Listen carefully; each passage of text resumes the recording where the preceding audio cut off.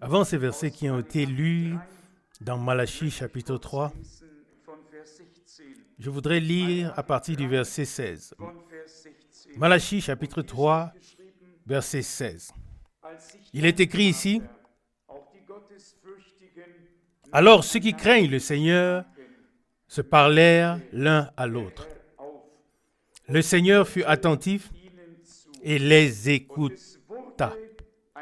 Et un livre de mémoire fut écrit devant lui pour ceux qui craignent le Seigneur et qui honorent son nom. » Je crois que nous pouvons dire que le nom du Seigneur, le nom de Jésus, n'est pas seulement prononcé par nous, n'est pas seulement utilisé dans la prière, mais que nous apprécions et que nous aimons le nom de Jésus. Nous connaissons sa signification. Il n'y a pas d'autre nom qui a été donné aux hommes par lequel ils puissent être sauvés si ce n'est ce nom. Et il est dit au verset 17, il est dit de ceux-là qui honorent le nom du Seigneur, il est dit, Malachie 3, verset 17, « Ils seront pour moi, dit le Seigneur des armées, ils m'appartiendront le jour où je l'accomplirai. » Oui, Amen. Ils seront pour moi une propriété particulière. Oui, c'est ce jour-là. Ils m'appartiendront ou ils seront pour moi une propriété particulière et j'aurai compassion d'eux comme un père a compassion de son fils qui le sert. Frère Zig l'a exprimé et ce n'était pas la première fois. Il a exprimé quel désir il a de servir le Seigneur. Et je crois que nous pouvons tous dire la même chose. Mais on ne sert pas le Seigneur uniquement ici devant. Oui, uniquement ici sur la plateforme, derrière la chair. On sert le Seigneur là où nous allons, là où nous nous trouvons. Nous devons et pouvons être un témoignage à la gloire de Dieu. Et si tel est le cas, alors nous avons déjà presque accompli notre tâche. Et si Dieu a encore plus à nous donner, ce que je souhaite naturellement, sincèrement, à tous les frères, à fondamentalement tous les frères qui ont le désir de servir le Seigneur, non seulement dans des petites choses, mais aussi dans des grandes choses. Alors qu'il en soit ainsi. Mais, je vous en prie, que les autres n'oublient pas que servir le Seigneur, suivre Jésus-Christ, ne se fait pas seulement le dimanche et pas seulement ici, devant la chair. Ça commence au moment où nous avons donné notre vie à Dieu, consacré notre vie à Dieu. Et là où il nous a placés, nous voulons le servir et être des témoignages par grâce. Amen.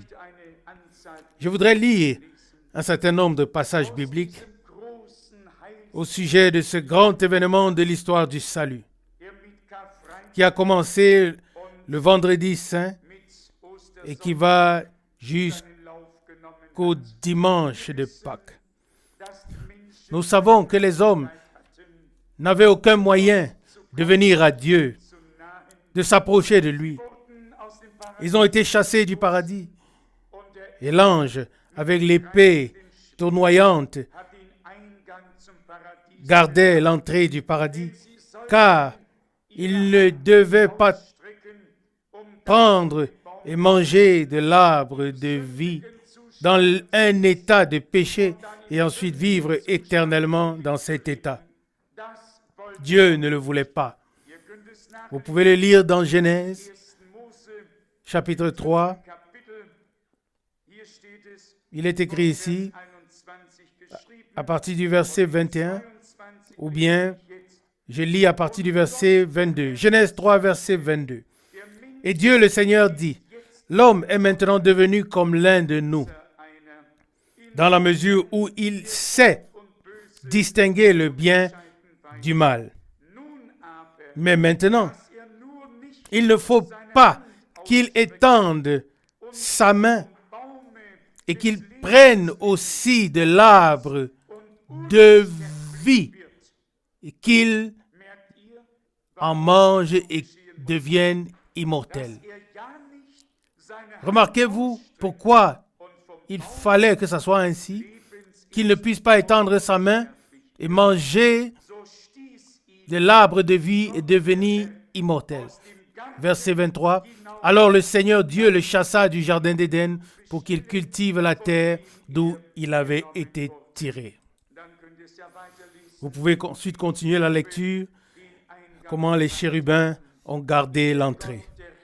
Avant que Dieu, le Seigneur, ne chasse du paradis les premiers hommes qui avaient transgressé la parole, désobéi, qui sont passés du côté de l'ennemi et ont été condamnés à la mort, avant de les chasser du paradis, il les a revêtus de peaux d'animaux. Et avant de pouvoir avoir ces peaux d'animaux, 2 animaux ont dû mourir. Le sang a dû couler et le Seigneur a pris ces 2 peaux et en a revêtu Adam et Ève. Car avant cela, ils avaient voulu couvrir eux-mêmes la honte de leur nudité avec des feuilles de figuier. Ce que nous faisons nous-mêmes n'a pas de valeur, mais uniquement ce que Dieu, le Seigneur, fait compte à ses yeux. Ce que nous faisons nous-mêmes nous amènera à nous cacher de lui. Lorsque nous venons à lui, il nous habillera, il nous revêtira. Sans lire, comparons ce chapitre avec Luc chapitre 24, où notre Seigneur, à la croix, s'est adressé à ces brigands. Dans Luc 23, verset 43, et Jésus lui répondit, « En vérité, je te dis, aujourd'hui même, tu seras avec moi dans le paradis. » Oui, c'est Luc 23, verset 43. Ici, le pont a été établi. Ils avaient été jetés hors du paradis, et puis le Seigneur est venu pour établir la connexion avec l'humanité, et cela s'est produit à Golgotha. Et tandis que notre Seigneur était en train de mourir, il a dit au premier qui avait invoqué son nom, verset 43, « En vérité, je te le dis, aujourd'hui même, tu seras avec moi dans le paradis. » Commençons par Ésaïe 53 pour lire quelques passages. La parole tirée de Job 19 était déjà si précieuse. Moi, je sais que mon Rédempteur est vivant. Job 19, verset 25. Nous pouvons aussi le proclamer tout particulièrement aujourd'hui, en ce jour de résurrection. Le vendredi saint et la Pâque ne doivent pas être célébrés. Ce sont des choses qui doivent être expérimentées. Chacun doit expérimenter Christ. Selon les paroles d'un compositeur de cantique qui dit « Quiconque voit Jésus sur la croix, ou bien quiconque voit Jésus dans la foi sur la croix, sera sauvé à la même heure. » On peut regarder le même Seigneur et avoir des opinions très différentes à son sujet. Quiconque voit Jésus dans la foi sur la croix sera sauvé à cette même heure. Ésaïe 53, verset 1. Qui a cru à notre prédication? À qui le bras du Seigneur a-t-il été révélé? Il a grandi devant lui comme un rejeton, comme une racine issue d'une terre aride. Il n'avait ni beauté, ni éclat pour attirer nos regards. Et son apparence n'avait rien pour nous plaire. Verset 3. Méprisé et rejeté des hommes, homme de douleur et habitué à la souffrance, semblable à celui dont on détourne le visage. Nous l'avons dédaigné. Nous ne l'avons pas considéré. Cependant, ce sont nos maladies qu'il a portées. C'est de nos douleurs qu'il s'est chargé. Et nous l'avons considéré comme puni, frappé par Dieu et humilié. Et pourtant, verset 5, il a été blessé pour nos transgressions, brisé pour nos iniquités. Et le châtiment qui nous donne la paix est tombé sur lui. Et par ses meurtrissures, nous avons été guéris. Amen. Mes bien-aimés, dans toute l'année, il n'y a pas de moment plus propice que celui-ci pour parler de Golgotha et de ce qui s'y est passé. Dieu s'est réconcilié avec l'humanité, a effacé la dette, pardonné le péché. Le mur de séparation a été ôté. Il a apporté la paix à ceux qui étaient loin et la paix à ceux qui étaient proches. Il y a eu un jour spécial, le jour là-bas à Golgotha. Tout est accompli. Personne, vraiment personne, n'a plus besoin de mourir dans son péché. Le Seigneur veut que nous nous tournions vers lui et que nous croyions que notre châtiment a été placé sur l'agneau de Dieu. Amen. Il a porté nos douleurs. Il les a chargées sur lui. Il a chargé sur lui nos péchés. Oui, le châtiment qui nous donne la paix est tombé sur lui. Dieu ne peut pas punir deux fois. Le châtiment qui aurait dû nous frapper, toi et moi, l'a frappé. Il a pris notre place. Il a même ressenti l'abandon de Dieu dans son corps terrestre. Comme nous le ressentons tous lorsque nous ressentons ou que nous nous sentons abandonnés par Dieu. Mais je crois avoir dit ceci, soit à Stuttgart, soit à Salzbourg. J'ai dit ceci. Tant que les hommes sont morts dans le péché et la transgression, ils ne remarquent pas qu'il leur manque quelque chose. Ils ne ressentent pas du tout d'être abandonnés de Dieu.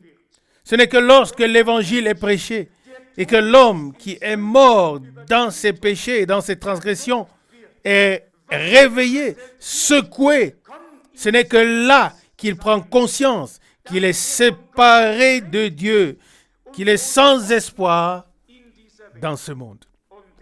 Et c'est pourquoi l'ennemi veut empêcher que l'évangile soit prêché comme il se doit.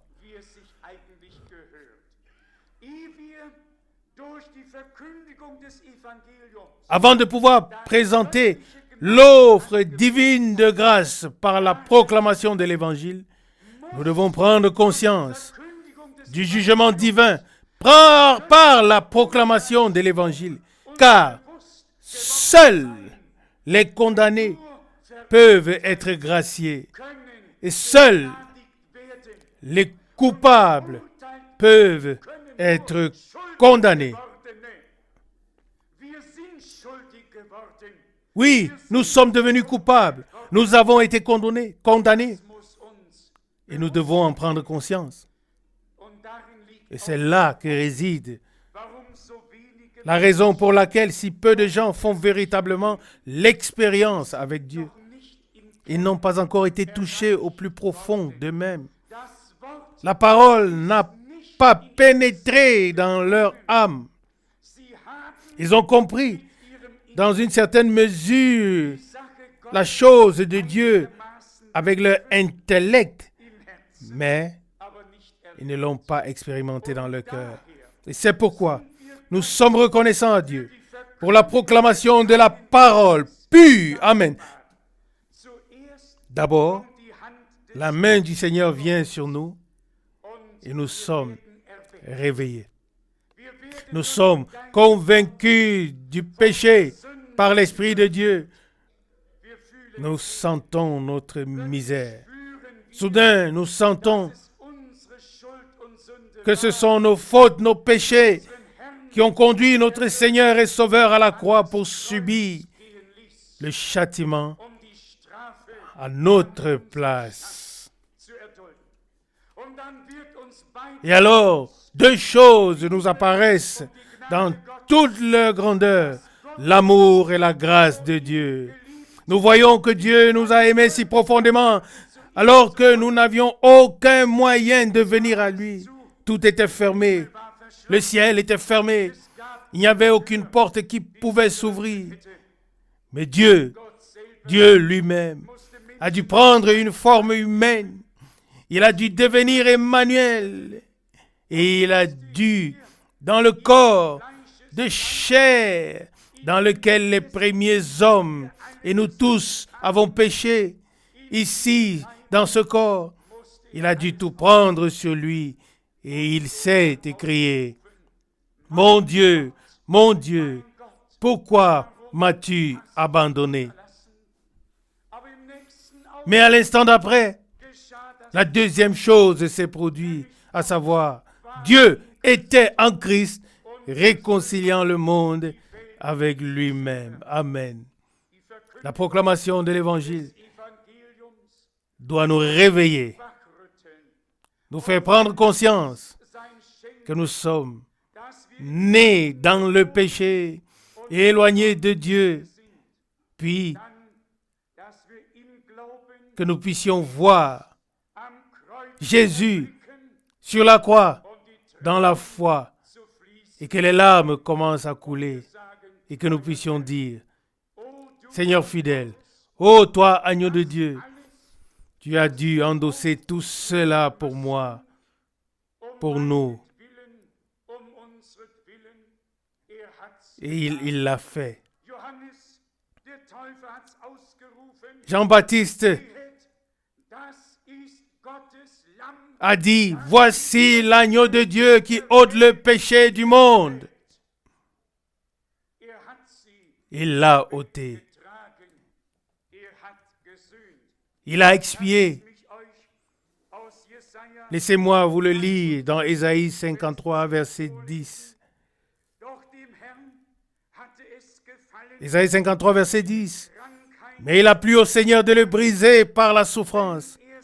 Après avoir livré sa vie en expiation, il verra une postérité et prolongera ses jours. Et la volonté du Seigneur s'accomplira par lui. Si vous voulez lire aussi le verset 11, c'est la description de Gethsémané. Verset 11, Isaïe 53, à cause du travail de souffrance de son âme, il verra le fruit et sera rassasié. Et par sa connaissance, mon serviteur juste justifiera beaucoup d'hommes en se chargeant de leurs iniquités. C'est accompli. Dans l'histoire du salut, Golgotha marque le début du jour du salut.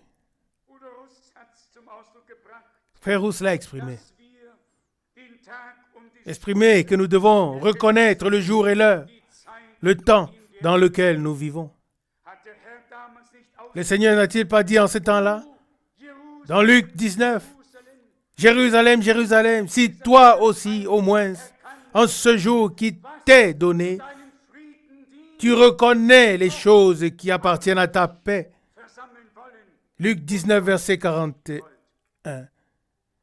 Combien de fois ai-je voulu rassembler tes enfants, comme une poule rassemble ses poussins, et tu ne l'as pas voulu. Matthieu 23, 37. En venant ici, c'était déjà dans la ville de Zurich. Aujourd'hui, frère Kupfer était mon chauffeur. Et il m'a dit, frère Franck, quand nous regardons parmi nous, nous ne voyons que des gens simples au milieu de nous. Et j'ai dû dire, oui, c'est ce qu'a dit mon Seigneur. L'évangile sera prêché aux simples, aux pauvres. Oui, il n'y a pas beaucoup de personnes de haut rang, comme Paul l'écrit aux Corinthiens. Mais Dieu a choisi ce que le monde ne considère pas pour confondre les choses fortes du monde. Selon 1 Corinthiens 1, verset 27.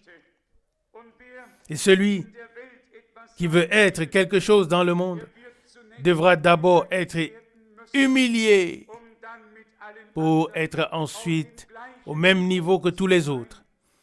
Mais ici, personne n'est supérieur à l'autre. Christ est la tête. Nous sommes les membres les uns des autres. Et si nous recevons parmi nous les personnes les plus éminentes, Dieu peut décider ainsi à la fin. Alors, ces personnes seraient toutes dispersées parmi nous et n'auraient pas de place particulière dans l'assemblée. Vous pouvez en être sûr. Nous nous répartirons tous comme il se doit. Et personne portant des choses particulières ne serait privilégié. Dieu a merveilleusement arrangé toutes choses et il exécutera son dessein avec l'humanité. Les prophètes en ont parlé, tout comme le prophète Ésaïe a parlé du jour qui devait venir, du jour du salut qui devait venir. Ésaïe chapitre 49, verset 8. Ainsi a parlé le Seigneur. Ésaïe 49, verset 8. Au temps favorable, je t'ai exaucé, et au jour du salut, je t'ai secouru. Je t'ai gardé, et je t'ai établi pour traiter alliance avec le peuple. Et ainsi de suite. Ceci est le jour du salut. Nous pouvons le lire dans l'Épître aux Corinthiens. Je ne suis pas vraiment préparé à cela, mais dans la deuxième épître de Corinthiens au chapitre 6, 2 Corinthiens chapitre 6, dans la deuxième partie du verset 2, « Au temps favorable, je t'ai exaucé, et au jour du salut, je t'ai secouru. » Voyez, maintenant est le temps favorable. Voyez, maintenant est le jour du salut. 2 Corinthiens 6, verset 2. La parole du prophète Malachie nous a été lue au sujet du jour du Seigneur qui viendra et brûlera comme une fournaise. Lorsque le jour du salut aura atteint sa fin, le jour du Seigneur s'abattra sur tous ceux qui n'ont pas cru, et ils seront comme de la paille, et le jour qui vient les brûlera, et il ne restera d'eux que des cendres. Avec Golgotha, la nouvelle alliance est entrée en vigueur. Le jour du salut a démarré et touche maintenant à sa fin. Heureux les hommes qui cherchent le salut tant qu'il est possible de trouver le salut. Heureux les hommes qui demandent, qui prient Dieu pour recevoir grâce tant qu'il y a de la grâce. Heureux ceux qui l'invoquent au jour du salut, c'est-à-dire aujourd'hui. Dieu fixe de nouveau un jour, un aujourd'hui. Vous pouvez le lire dans Hébreu. Ce sera une partie de notre prochain livre. Hébreu chapitre 4. Ici, il est écrit au verset 7. Dieu fixe un nouveau jour. Un aujourd'hui. Un jour. Mais un aujourd'hui. En disant, par David si longtemps après, comme il est dit plus haut, aujourd'hui, si vous entendez sa voix, n'endurcissez pas vos cœurs. Allons dans le prophète Osée pour voir que non seulement le péché doit être pardonné et la faute couverte, ça fait partie de la chose, la réconciliation, le pardon, la grâce et le salut, mais il faut encore plus. Car Dieu avait dit, le jour où vous en mangerez, vous mourrez. Genèse 2, 17. La mort devait être vaincue. Ça aussi a été prédit dans la parole prophétique. Osée chapitre 13, verset 14. Osée 13, verset 14. Je les délivrerai de la puissance du séjour des morts. Je les rachèterai de la mort. Comprenez-vous de quoi il s'agit? Le pardon, oui. La grâce, oui. Le salut, oui. La réconciliation, oui. Mais encore plus, il faut en arriver à ce que nous puissions dire. Mort, où est ton aiguillon? Enfer, où est ta victoire? Grâce soit rendue à Dieu qui nous a donné la victoire par Jésus-Christ, notre Seigneur. 1 Corinthiens 15, verset 57. Osée 13, verset 14. Je les délivrerai de la puissance du séjour des morts. Oui, ils sont tous descendus et ont été retenus en prison jusqu'au jour où la rédemption a eu lieu à Golgotha. Amen. Alors le Seigneur a été mis dans le tombeau, ou son corps a été mis dans le tombeau. Mais dans l'esprit, comme Paul l'écrit, il est descendu dans les lieux inférieurs de la terre et a amené la captivité captive et a fait des dons aux hommes. Notre Seigneur a également vaincu la mort. Osée 13, verset 14. Je les délivrerai de la puissance du séjour des morts. Il n'y avait personne d'autre qui pouvait délivrer de la puissance du séjour des morts. Tout était livré à la mort. Depuis Adam, la mort régnait sur tous. Il fallait que vienne un qui soit immortel selon l'esprit, immortel selon la chair, afin de pouvoir tromper la mort, d'en retirer l'aiguillon et d'en ôter le pouvoir. Et tout cela s'est accompli par notre Seigneur et Sauveur. Loué soit son Saint-Nom. Il a tout enduré. À Gethsémane, alors que sa sueur coulait comme des gouttes de sang, il a lutté. Il a été semblable aux hommes. Il a enduré l'agonie, comme doit l'endurer un impie, un homme pécheur. Il a bu la coupe amère. Il a pris sur lui l'abandon de Dieu. Il a tout pris sur lui pour tout accomplir, pour nous sortir, toi et moi, de tout cela et nous transporter dans le royaume de Dieu. Il fallait qu'il en soit ainsi. Osée 13, verset 14. Je les délivrerai de la puissance du séjour des morts. Il n'a pas dit, j'enverrai quelqu'un pour le faire à ma place. Il est venu lui-même. Il l'a fait. Il les a rachetés de la mort. Et puis vient une parole merveilleuse à la suite de Osée 13, 14. Où sont tes fléaux, ô mort? Où est ta peste, ô enfer? Pour nous, la mort n'est plus quelque chose d'effrayant. Mort, où est ton aiguillon? Enfer, où est ta victoire? Je ne le dis pas à la légère. Je le dis avec un cœur sincère.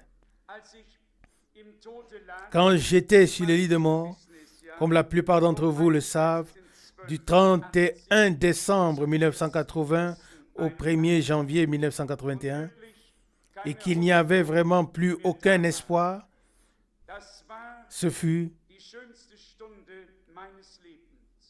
la plus belle heure de ma vie.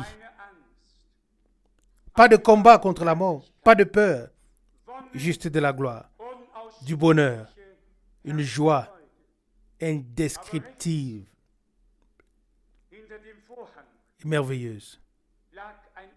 Mais, directement à droite, derrière le rideau, il y avait un homme incrédule qui était dans le combat contre la mort. Je me souviens encore très bien de ces paroles. Un homme sans espoir et sans Dieu, quand il meurt et qu'il prend conscience dans ces derniers instants de ce qui l'attend, les paroles ne peuvent pas être prononcées ici. Notre Seigneur a dû endurer ce combat contre la mort. Il a dû tout subir afin que nous ayons la paix avec Dieu, afin que rien ne puisse nous effrayer, mais que nous puissions louer et glorifier le Seigneur dans une certitude absolue, non pas pour nous-mêmes, mais sur base de la rédemption accomplie pour ce qu'il a fait. Croyez-moi, chers frères et sœurs, croyez-moi, chers amis, tout cela est bien une réalité. La vie et la mort, la lumière et les ténèbres, le jour et la nuit, le ciel et l'enfer, tout est une réalité. La vie et la mort, tout est réalité. Ne nous y trompons pas. Le Seigneur a dû mener le combat jusqu'au bout, jusqu'à ce que la victoire de Dieu puisse être manifestée et pour la troupe des vainqueurs. Et parce que Jésus est vainqueur, nous pouvons aussi être vainqueurs avec lui. Tu n'as plus besoin de te confronter à la mort et au diable. Il l'a fait. Il a vaincu la mort et le diable. Et si nous sommes en Christ, oui, nous sommes vainqueurs. Alors nous avons été placés sur des fondements élevés. Permettez-moi de lire à ce sujet dans Romains chapitre 5. Romains chapitre 5, afin que nous le comprenions un peu mieux. Romains 5, premièrement le verset 12 et ensuite le verset 15. Romains 5, versets 12 et 15. C'est pourquoi, comme par un seul homme, le péché est entré dans le monde, et par le péché, la mort, et qu'ainsi la mort s'est étendue sur tous les hommes, parce que tous ont péché. Vous pouvez continuer la lecture. Je lis maintenant la deuxième partie du verset 15. Car si la transgression d'un seul a entraîné la mort de plusieurs, alors la grâce de Dieu et le don de la grâce d'un seul homme, Jésus-Christ, ont été d'autant plus abondants pour plusieurs. Pourquoi est-il question ici de l'homme Jésus-Christ? Pourquoi pas du Seigneur Jésus-Christ? Dans son humanité, il devait accomplir ce qu'aucun autre homme ne pouvait accomplir. Et c'est pourquoi, par la grâce d'un seul homme, Jésus-Christ, Amen. La grâce de Dieu et le don de la grâce d'un seul homme, Jésus-Christ, ont été d'autant plus abondants pour plusieurs.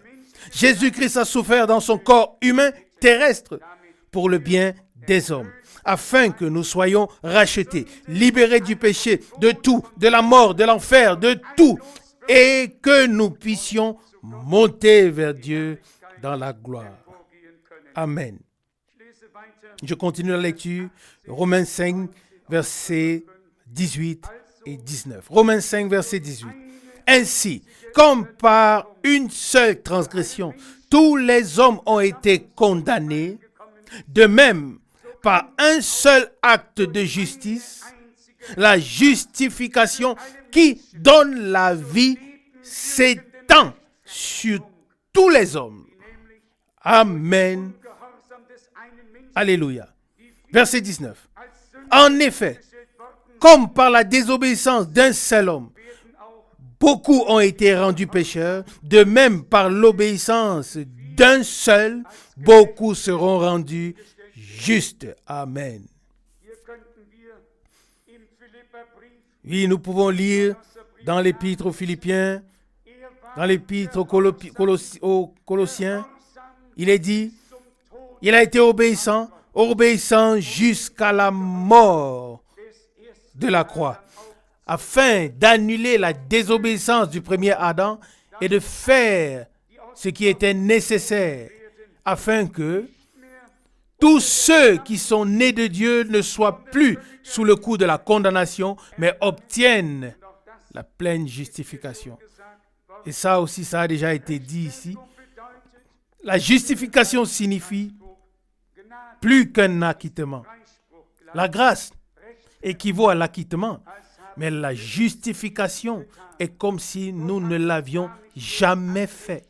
Dieu n'a même pas pu nous l'imputer. Ça, c'est la grâce, c'est la miséricorde, c'est l'amour de Dieu. Continuons la lecture dans Éphésiens chapitre 2. Éphésiens chapitre 2, verset 13. Éphésiens 2 à partir du verset 13.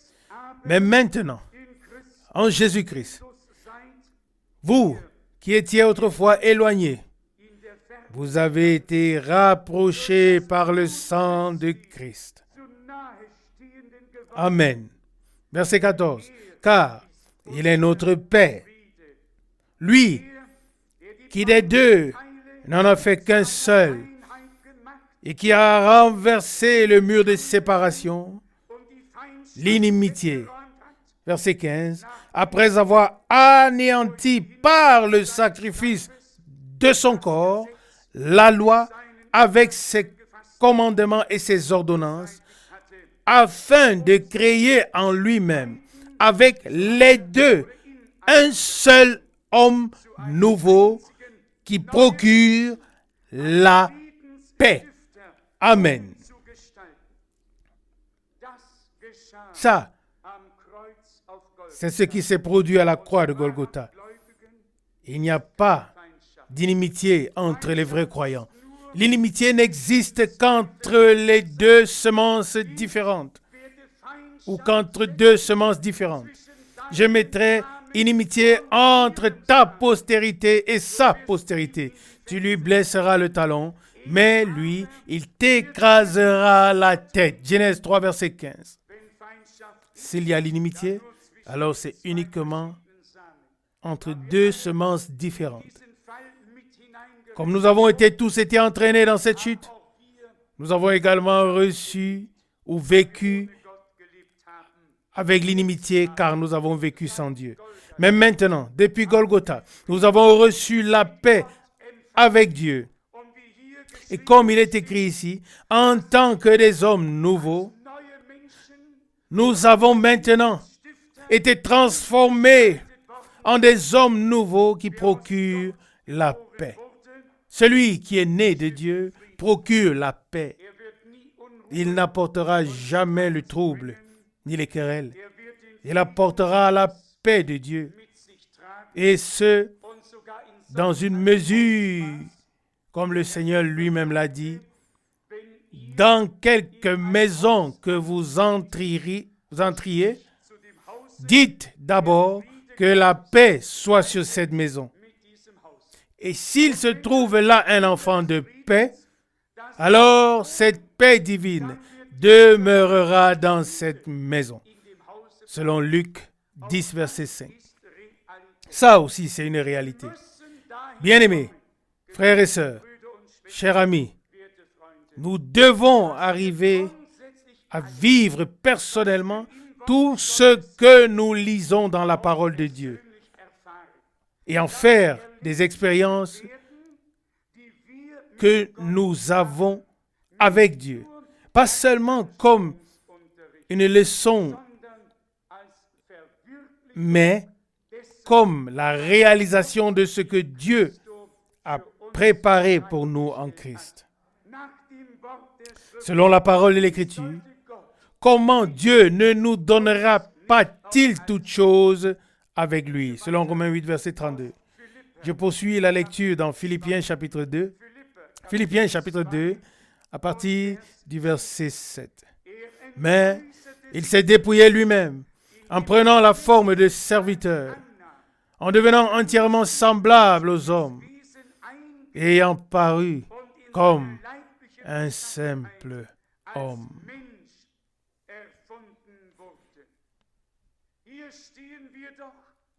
Nous sommes ici face au plus grand de tous les mystères qu'aucun homme ne peut comprendre ni expliquer. Celui par qui tout a été créé, qui a appelé le monde à l'existence et le soutient par sa parole toute puissante. Il s'est dépouillé lui-même. Il est sorti de la forme divine et la parole a été faite chair et a habité parmi nous. Nous avons vu sa gloire, mais nous le voyons aussi dans son humiliation. Le Très-Haut devient le plus abaissé, le plus humilié pour nous racheter, pour nous servir. Le Seigneur devient serviteur. Le Père se révèle dans le Fils afin de pouvoir ramener l'humanité dans une relation de parenté avec Dieu. Amen. Comme déjà dit, personne ne peut l'expliquer. Et les apôtres n'ont pas essayé de le faire. Paul écrit dans 1 Timothée chapitre 3, verset 16, « Le mystère de la divinité est grand. » Amen. Dieu a été manifesté en chair, justifié dans l'esprit. Jésus-Christ était homme. Il a pris la forme d'un serviteur. Il a paru comme un simple homme. Mais à l'intérieur, il est resté Dieu. Il devait en être ainsi. Car un homme n'aurait pas pu vaincre la mort, n'aurait pas pu vaincre Satan. Un homme serait resté en bas. Ce qui était homme était dans le tombeau. Ce qui était Dieu est descendu dans les profondeurs de la terre. Satan aurait pu se cacher dans les derniers recoins de l'enfer. Il a dû sortir et remettre les clés de la mort et du séjour des morts. Et là, c'était le moment où Satan a dû remettre les clés. Jésus a dit à Pierre, « Je te donnerai les clés du royaume des cieux. » Dans Apocalypse chapitre 1, Jésus se révèle à Jean. Et qu'est-ce qu'il dit? Qu'est-ce qu'il dit? Apocalypse chapitre 1, à partir du verset 16. Apocalypse 1, verset 16. Il tenait dans sa main droite 7 étoiles. De sa bouche sortait une épée aiguë à 2 tranchants, et son visage resplendissait comme le soleil dans toute sa puissance. Ici, une image très différente de Jésus nous est présentée. Ce n'est pas l'homme de douleur que les gens évitaient, dédaignaient, qui n'avait ni beauté ni éclat pour attirer les regards. Mais nous le voyons ici comme le ressuscité, comme celui qui pouvait dire, tout pouvoir m'ont été donnés dans le ciel et sur la terre. Amen. Nous continuons la lecture ici, Apocalypse 1, verset 16, dans la suite. De sa bouche sortait une épée aiguë à 2 tranchants et son visage resplendissait comme le soleil dans toute sa puissance. Quand je le vis, je tombais à ses pieds comme mort. Alors il posa sa main droite sur moi et dit, « Ne crains point, je suis le premier et le dernier. J'étais mort, et voici, je suis vivant de toute éternité, et je détiens les clés de la mort et du séjour des morts. » Amen. Ça, c'est la sainte parole de Dieu. Personne qui est destiné à la gloire et au ciel ne descendra plus en enfer. Nous allons là où Dieu veut nous avoir. Nous l'avons déjà dit assez souvent. Notre Seigneur est descendu afin que nous puissions monter. Revenons encore une fois à Philippiens chapitre 2. Nous avons lu ici qu'il s'est abaissé et ainsi de suite. Mais dans le verset 9, il est écrit, « C'est pourquoi Dieu l'a élevé au-dessus de tout et lui a donné le nom qui est au-dessus de tout autre nom, afin qu'au nom de Jésus, tout genou fléchisse dans les cieux, sur la terre et sous la terre, et que toute langue confesse que Jésus-Christ est Seigneur, à la gloire de Dieu le Père. » Le jour viendra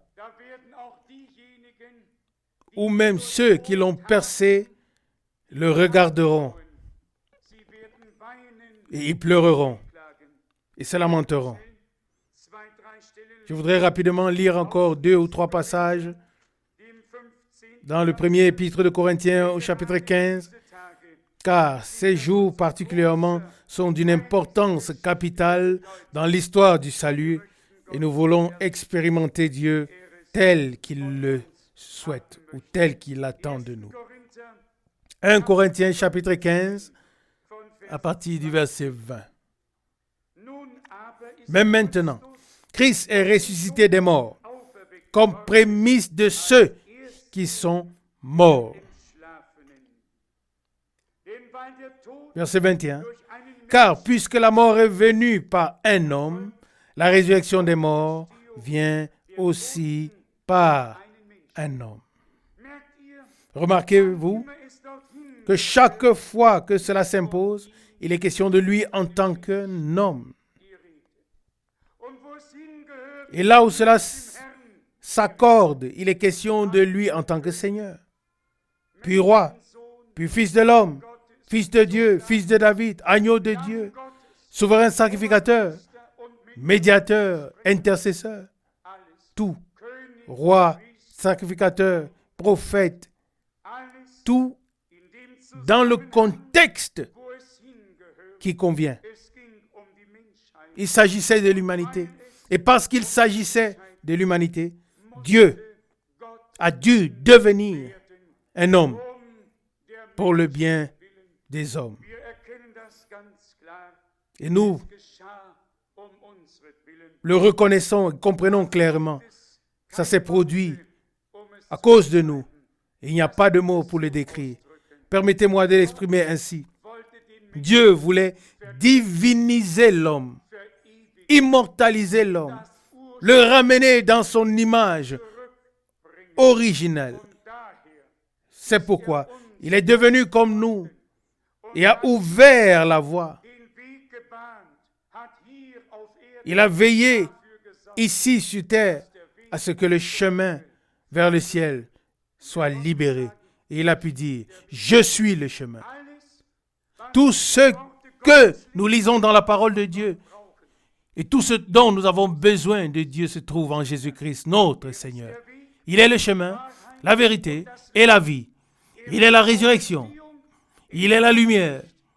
Il est le pain qui est descendu du ciel. Celui qui mange de ce pain vivra éternellement. Il a dû tout sacrifier à cause de nous. Je continue la lecture ici dans 1 Corinthiens chapitre 15 au verset 54 jusqu'au verset 57. 1 Corinthiens 15, verset 54. Mais lorsque ce corps corruptible aura revêtu l'incorruptibilité et que ce corps mortel aura revêtu l'immortalité, alors s'accomplira la parole qui est écrite. La mort a été engloutie dans la victoire. Verset 55. Ô mort, où est ta victoire? Ô mort, où est ton aiguillon? L'aiguillon de la mort, c'est le péché, et la puissance du péché réside dans la loi. Maintenant vient le verset 57. Mais grâce soit rendue à Dieu, qui nous a donné la victoire par notre Seigneur Jésus-Christ. Amen.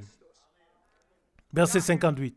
C'est pourquoi, mes frères bien-aimés, soyez fermes, inébranlables, et participez, prenez part, toujours avec zèle, à l'œuvre du Seigneur. Dieu l'a accompli. Cela ne doit pas se produire. Ça s'est produit.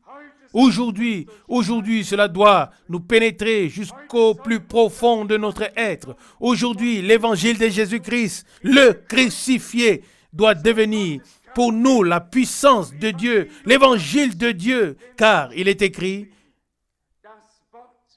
la prédication de la croix est une folie pour ceux qui périssent. Mais une puissance de Dieu pour ceux qui sont sauvés. Alléluia. Amen. Aujourd'hui, la puissance de Dieu doit se manifester en tous ceux qui entendent et croient l'évangile de Jésus-Christ. Il ne peut pas en être autrement. Voyez, il nous a également été révélé que Dieu a un calendrier et que tout n'est pas terminé en un coup.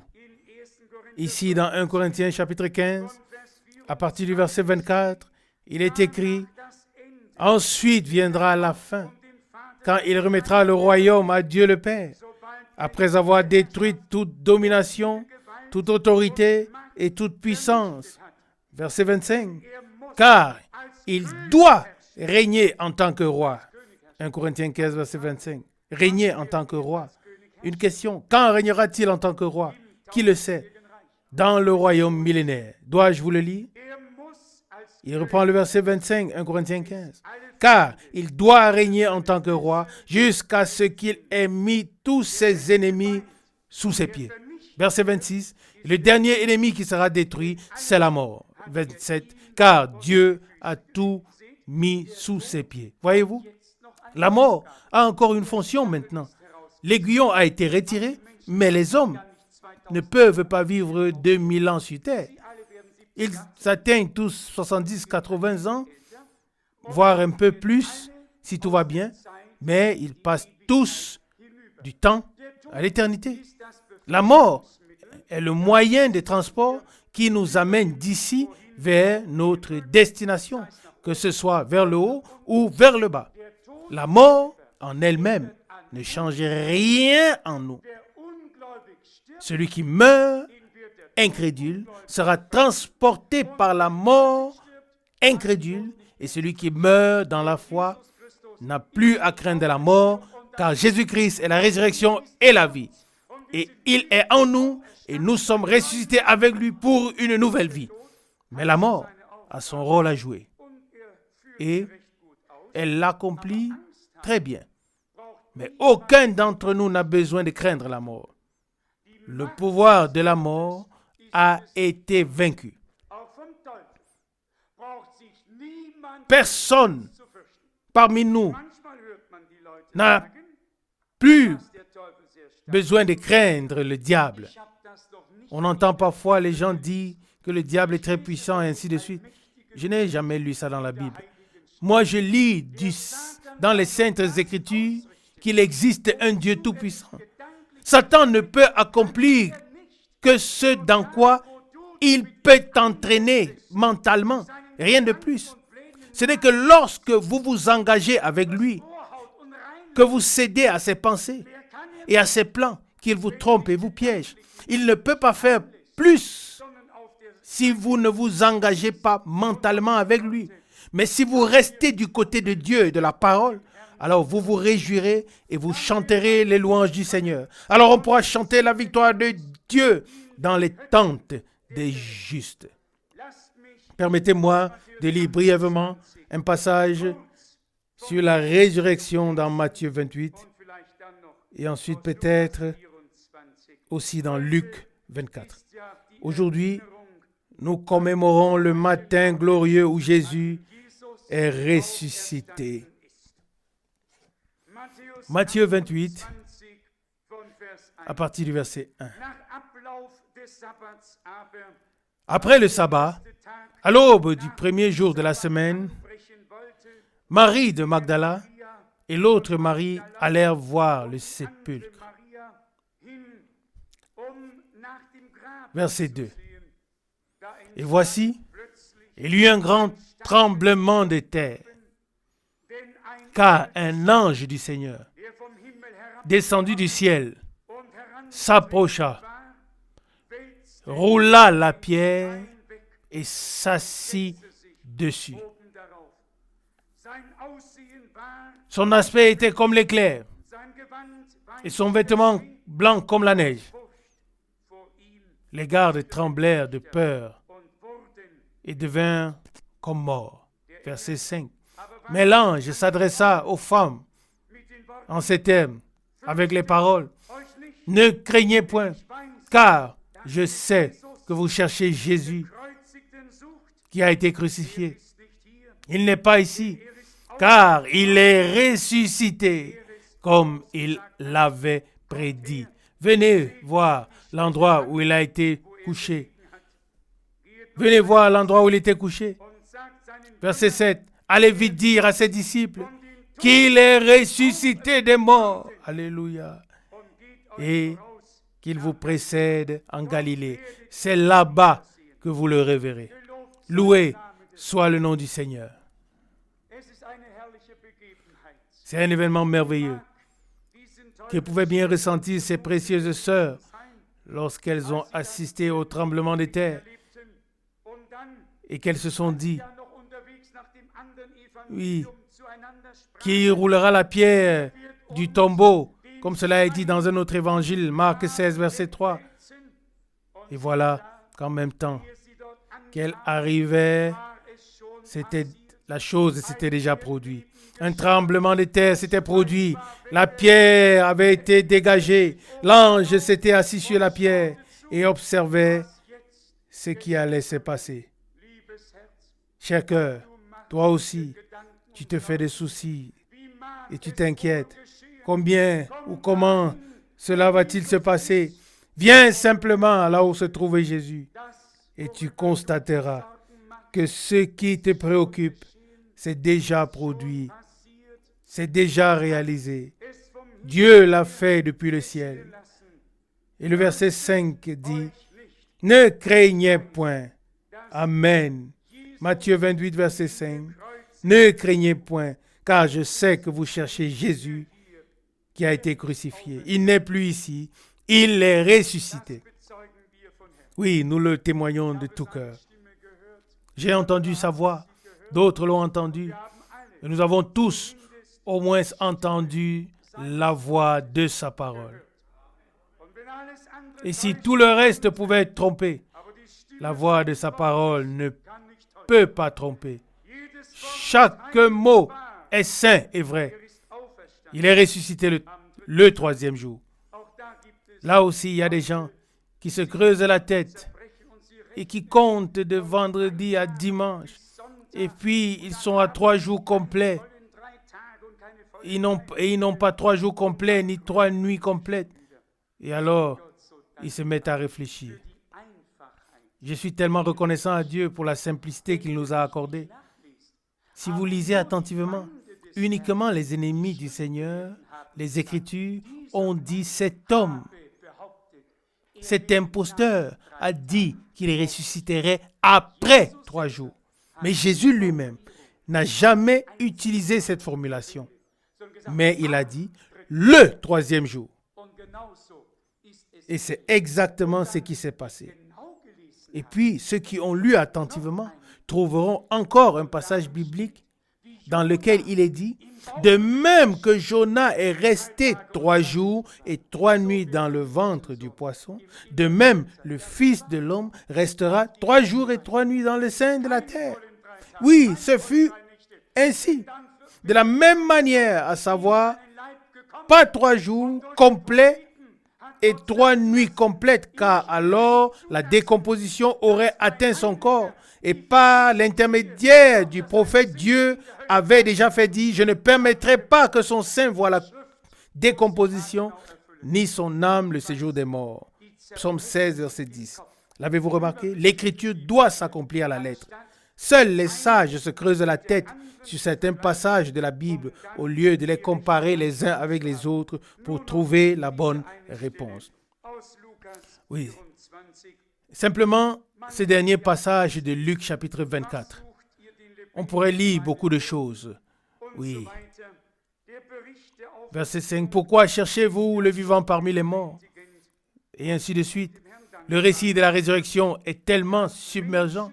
Et nous sommes reconnaissants au Seigneur de ce que des gens étaient présents lorsqu'il est né, lorsqu'il a vécu, lorsqu'il a été apporté au temple, lorsqu'il a accompli son ministère, lorsqu'il est mort en versant son sang et qu'il s'est écrié « Je remets mon esprit entre tes mains » ou alors « Tout est accompli ». Des hommes étaient présents et l'ont vu comme le ressuscité. Des hommes étaient présents lorsqu'il a amené les siens à Béthanie, qu'il a élevé les mains, les a bénis.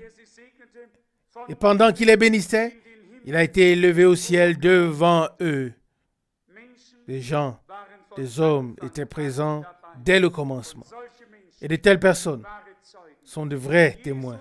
Jésus a dit, « Vous serez mes témoins ». Acte 1, verset 8.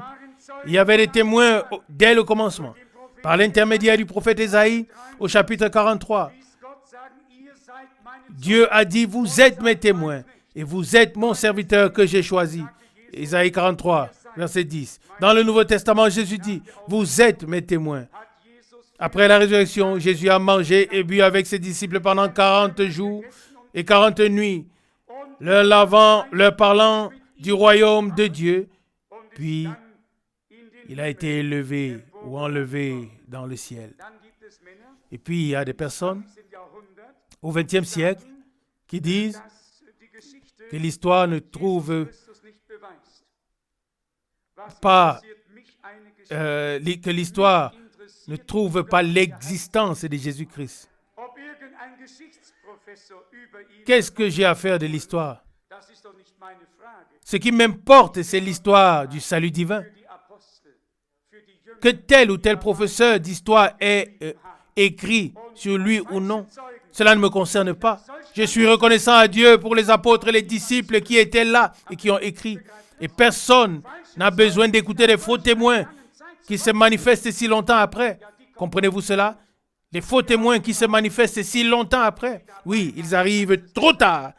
Nous avons des témoins véritables qui étaient présents lorsque les choses se sont produites. Loué soit le nom du Seigneur. Il est ressuscité. Il a ôté le pouvoir de la mort. Il a vaincu l'enfer. Il détient les clés de la mort et du séjour des morts. Luc chapitre 24, verset 30. Pendant qu'il était à table avec eux, il prit le pain. Et après avoir rendu grâce, il rompit le pain et le leur donna.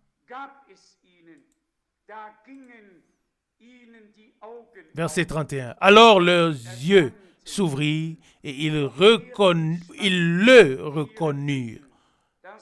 Mais il disparut à leurs yeux. Et verset 32, ils se dirent alors l'un à l'autre, notre cœur ne brûlait-il pas au-dedans de nous lorsqu'il nous parlait en chemin et nous expliquait les Écritures? Quel événement merveilleux! Nous connaissons tous cette histoire. Peu importe qui étaient ses disciples, ça ne nous importe pas. L'un s'appelait Cléopas, nous ne connaissons pas le nom de l'autre, ils étaient deux. Et le Seigneur s'est révélé à eux comme le ressuscité. Ils marchaient avec lui, ils s'assirent à table avec lui et ils le virent rompre le pain de la même manière qu'il avait fait avant sa souffrance. Et alors qu'il était assis avec eux à table et leur donna le pain, leurs yeux s'ouvrirent. Aujourd'hui, s'il nous dresse une table richement garnie, il nous dresse une table richement garnie, il s'assoit à table avec nous, il rompt le pain de vie pour nous. Car l'homme ne vit pas seulement de pain naturel, mais de toute parole qui sort de la bouche de Dieu. Remercié soit Dieu le Seigneur pour Golgotha. Remercié soit Dieu pour le temps où il est descendu pour vaincre l'enfer, pour ôter à la mort son pouvoir, pour anéantir Satan, pour prendre les clés de la mort et du séjour des morts, et pour amener avec lui ceux qui y étaient captifs. Vous pouvez le lire. Matthieu 27, à partir du verset 51. Lorsque Christ a été crucifié, les rochers se sont fendus. Les tombeaux se sont ouverts. Et beaucoup de saints de l'Ancien Testament ont été ressuscités. Et si vous lisez attentivement ces versets, vous verrez qu'ils ont été ressuscités lors de la crucifixion. Et si vous lisez Matthieu 27, 53, ils sortirent des sépulcres après sa résurrection et ils entrèrent dans la ville sainte et apparurent à un grand nombre de personnes. Oh, comme la parole de Dieu est précise. Lors de la crucifixion, ce qui était nécessaire pour la résurrection a été emporté vers le haut. Mais le Seigneur devait, en tant que premier-né, précéder tous les autres. Il ne pouvait pas les laisser monter directement après la crucifixion. Il devait attendre en bas. Et j'aime me rappeler que frère Branham a dû voir cela dans une vision. Comme Abraham et tous ceux qui attendaient le salut, au moment où le Seigneur est entré dans le paradis, ils ont simplement dit, « Oui, je te reconnais, c'est toi qui m'as visité quand j'étais assis sous le térébinthe. C'est toi à qui j'ai lavé les pieds. » Et tous les prophètes, tous ceux qui dans l'Ancien Testament attendaient le Messie, qui avaient une espérance vivante, ils ont dû attendre que le sacrifice valable, l'agneau de Dieu, verse son sang, le sang de la nouvelle alliance, afin de pouvoir apporter la vie divine en nous. Ils ont dû attendre. Et le jour était enfin venu. Et la joie a dû être immense. Imaginez-vous, quelqu'un est en prison. Je ne vais pas demander qui de vous était en prison, ou quelqu'un ou qui de vous n'a jamais été en prison. Mais ma question n'est pas de savoir si vous avez déjà été en prison, mais ma question est de savoir si vous avez déjà rendu visite à quelqu'un qui est en prison. J'ai rendu plusieurs visites à des gens en prison. Et la dernière visite date d'il y a environ 5 semaines, où j'ai intercédé en faveur d'un avocat qui était en prison. Mais vous ne pouvez pas imaginer ce que l'on ressent dans une telle situation. Mon Dieu, on est totalement différents. J'ai 2 fils. Mais Ils ne servent pas encore le Seigneur comme il le devrait. L'un d'eux connaissait cet avocat. Il lui a aussi rendu visite et il est revenu complètement abattu vers moi. Et il m'a dit, papa, je veux tout dans ma vie, mais je ne veux pas me retrouver en prison. Il est parfois ainsi. Il arrive parfois que des personnes qui ne suivent pas encore entièrement le chemin étroit se rendent soudainement dans un tel endroit et soient alors saisis d'une terreur profonde. Pour faire court, les saints de l'Ancien Testament ont dû attendre, comme dans une prison, d'être libérés en ce grand jour de réconciliation de Dieu avec l'humanité. Le sang a coulé, le Seigneur est descendu pour délivrer ceux qui devaient prendre part à la première résurrection et ils sont ressuscités avec lui. Amen. Nous qui vivons ou qui sont restés vivants jusqu'au retour du Seigneur, nous serons transformés. Et avec ceux qui nous ont précédés et qui ressusciteront, nous serons ensemble, oui, enlevés vers le Seigneur et nous serons avec lui pour toujours. Et pour que même les derniers sachent que la mort n'a vraiment rien à voir avec nous.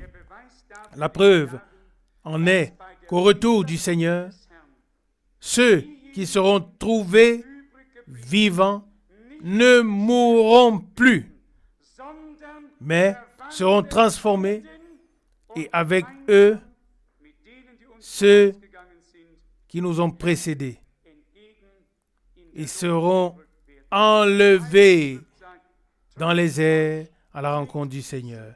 Et l'Écriture dit, consolez-vous les uns les autres avec ces paroles. Jésus vit et moi aussi avec lui. Mort, où est ta terreur? Nous croyons, c'est pourquoi nous parlons. Nous croyons, c'est pourquoi nous proclamons. Jésus est mort pour que nous puissions vivre. Il est mort d'une mort temporaire pour que nous puissions vivre éternellement. Il est descendu pour que nous puissions monter. Acceptez-le aujourd'hui. Ce qui s'est passé à Golgotha est pour vous et pour moi. Ce qui s'est passé le matin de Pâques est pour toi et pour moi. Le péché est pardonné. La dette a été payée. La réconciliation avec Dieu a été accordée. La mort est vaincue. L'enfer est vaincu. Mort, où est ton aiguillon? Enfer, où est ta victoire? Grâce soit rendue à Dieu qui nous a donné la victoire par Jésus-Christ, notre Seigneur. Amen. 1 Corinthiens 15, 56. Jésus est vainqueur et nous sommes vainqueurs par lui et avec lui. Loué soit son saint nom. Alléluia. Ça, c'est la réalité divine pour tous les enfants de Dieu. Acceptez-le aujourd'hui dans la foi et remerciez Dieu au nom de Jésus. Amen. Levons-nous et adorons. Père Céleste, de tout cœur, je te remercie pour ce jour. Pour ce jour de 24 heures, nous avons pu, oui, expérimenter en ce jour. Je te remercie aussi de tout cœur pour ce jour de grâce, pour ce jour de salut. Tu nous as ramenés à la parole et nous avons reconnu que ton témoignage est triple. La parole, le sang et l'esprit. Seigneur bien-aimé, agis parmi nous par le sang de l'agneau, par la parole de Dieu et par le Saint-Esprit. Crée quelque chose de nouveau et suscite la foi dans nos cœurs. Amen. La foi, une foi vivante en toi, le ressuscité qui a expié nos péchés, qui a porté notre condamnation à Golgotha. Et tu t'es sacrifié pour que nous puissions sortir libres. Je te remercie pour cela. Personne ne peut se cacher de toi. Mais je te demande une chose, Seigneur fidèle, que tu puisses encore réveiller les derniers, que tu puisses les secouer par ta parole et par ton esprit, car un seul perdu peut être sauvé. Un homme doit reconnaître qu'il est perdu et crier à toi, sauve-moi Seigneur, pour être ensuite sauvé. Bien-aimé Sauveur, tu as dit que lorsque l'Esprit de vérité viendrait, il ouvrirait les yeux du monde sur le péché afin qu'ils, parce qu'ils ne croient pas en moi, sur le jugement, parce que le prince de ce monde a déjà été jugé. Alléluia, alléluia, louange et honneur te soient rendus. Dieu fidèle, nous te remercions. Que pouvons-nous faire d'autre si ce n'est de t'offrir la gratitude de tout notre cœur? Ensemble, nous te prions pour tous ceux qui sont nouveaux, qui ont été touchés, réveillés par ta parole, sur lesquels tu as commencé à agir. Continue, ô Seigneur, jusqu'à ce que tu puisses leur donner la certitude qu'ils ont été sauvés, rachetés, justifiés par le sang de l'agneau. Précieux agneau de Dieu, nous te remercions de tout cœur pour ce que tu as fait. À toi, l'agneau de Dieu, soit la gloire. Ton sacrifice est accompli. Alléluia. Alléluia. Amen. Amen.